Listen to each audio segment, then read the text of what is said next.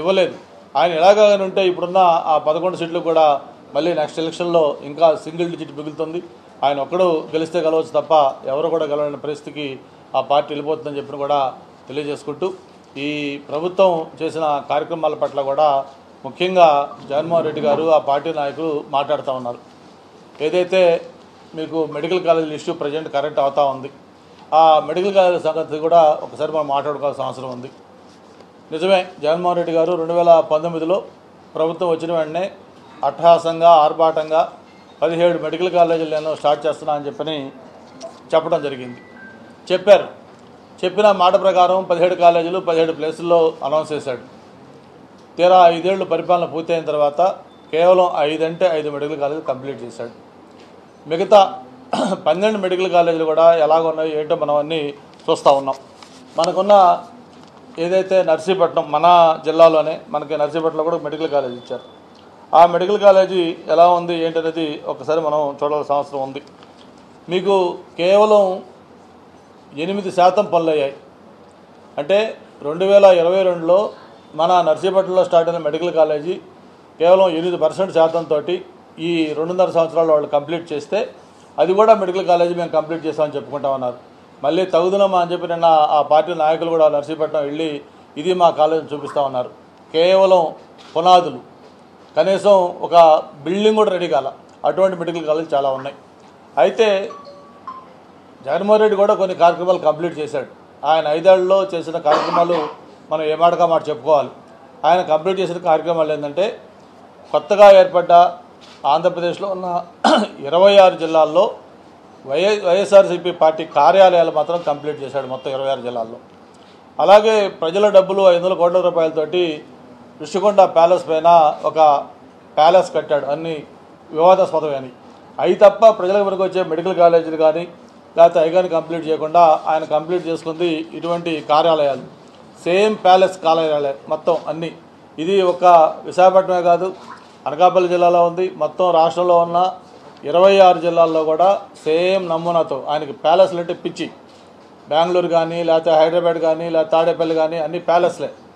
అలాంటి ప్యాలెస్లు కూడా పార్టీ ఆఫీసులకు కావాలని చెప్పని ఆ 5 ఏళ్లలో ఆయన కంప్లీట్ చేసిన పని ఏంటంటే ఈ విధంగా పార్టీ కార్యాలయాలకి భూములు తీసుకొని అవి మాత్రం ఎక్కడా పెండింగ్ పెట్టకుండా 100% కంప్లీట్ చేసి రంగులేసి వాటిని ఆపరేషన్లు తీసుకొచ్చాడు. ఆయన చేసిన ఇంకొక కార్యక్రమం కంప్లీట్ చేసిందంటే మన ఋషికొండ ప్యాలెస్. దేశం మొత్తం కూడా చూసే విధంగా 500 కోట్ల రూపాయలతోటి అత్యంత వివాదాస్పదమైన ఈ ఋషికొండ ప్యాలెస్ కంప్లీట్ చేశాడు. ఇవి 2 తప్ప, ఋషికొండ ప్యాలెస్ వైఎస్ఆర్సీపీ పార్టీ కార్యాలయాలు తప్ప నేను ఈ కార్యక్రమం తీసుకొని కంప్లీట్ చేశాను అని చెప్పుకోవడానికి జగన్మోహన్ రెడ్డికి ఏదైనా ఒక్క కార్యక్రమం ఉందా అని చెప్పని నేను ఈ సందర్భంగా మీ ద్వారా జగన్మోహన్ రెడ్డి గారిని ప్రశ్నిస్తూ ఉన్నాను. మరి అంతేకాదు, ఆయన తీసుకున్న కార్యక్రమాలు, సంక్షేమ కార్యక్రమాలు కానీ లేకపోతే అభివృద్ధి కార్యక్రమాలు కానీ దేనికైనా సరే మేము డిబేట్కి సిద్ధంగా ఉన్నాం. మీరు ఎక్కడ రమ్మంటే అక్కడికి మేము వస్తాం. మీ 5 ఏళ్ల పరిపాలనా కాలంలో మీరే సంక్షేమ కార్యక్రమాలు చేశారు, ఎంతమందికి ఇచ్చారు, ఎంత మొత్తం ఖర్చు పెట్టారు, అలాగే మేము ప్రభుత్వం వచ్చిన తర్వాత మేము ఎంతమందికి ఇస్తా ఉన్నాం, ఎంత మొత్తం ఇస్తా ఉన్నాం, ఏ విధంగా చేస్తూ ఉన్నాం, అలాగే అభివృద్ధి కార్యక్రమాలు లాంటి ఇవన్నీ కూడా మేము చర్చకు సిద్ధంగా ఉన్నాం.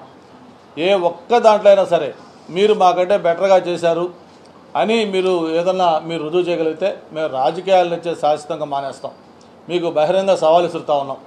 ఒక్క పెన్షన్లో తీసుకుందాం. మీరు ఆ సంవత్సరానికి ఇచ్చింది 24,000 కోట్లు మీరు పెన్షన్లు ఇస్తే, అదే పెన్షన్లు మేము ఈరోజు 33,000 కోట్ల రూపాయలు పెన్షన్లు ఇస్తూ ఉన్నాం. అలాగే తల్లికి వందనం ఉంది, మీరు సంవత్సరానికి ఇచ్చింది 6,500 కోట్లు. అదే తల్లికి వందనం మేము ఇచ్చింది 10,000 కోట్లు. ఇట్లాగా ప్రతి కార్యక్రమంలో మీకు వెల్ఫేర్ స్కీమ్స్ అంటేనే అది తెలుగుదేశం పార్టీకి బ్రాండ్. అది వాటికి శ్రీకారం చుట్టింది అన్న ఎన్టీఆర్ గారు, ఆ తర్వాత చంద్రబాబు నాయుడు గారు. తెలుగుదేశం ప్రభుత్వం కూటమి ప్రభుత్వం అని చెప్పడానికి ఏమాత్రం కూడా సందేహం అవసరం లేదు. మీరు ఎనీ వెల్ఫేర్ స్కీమ్ తీసుకోండి, మీకు పెన్షన్లు ఉన్నాయి. వికలాంగుల పెన్షన్లు ఏదైతే డిజేబుల్డ్ పర్సన్స్ది 500 రూపాయల పెన్షన్ ఉంటే దాన్ని 2014-19 అధికారంలో ఉండగా దాన్ని 3,000 చేశాం. మళ్ళీ ఆ తర్వాత జగన్మోహన్ రెడ్డి అధికారంలోకి వస్తే పైసా అంటే పైసా పెంచలా. మళ్ళీ ఈ కూటమి ప్రభుత్వం వచ్చిన తర్వాత 24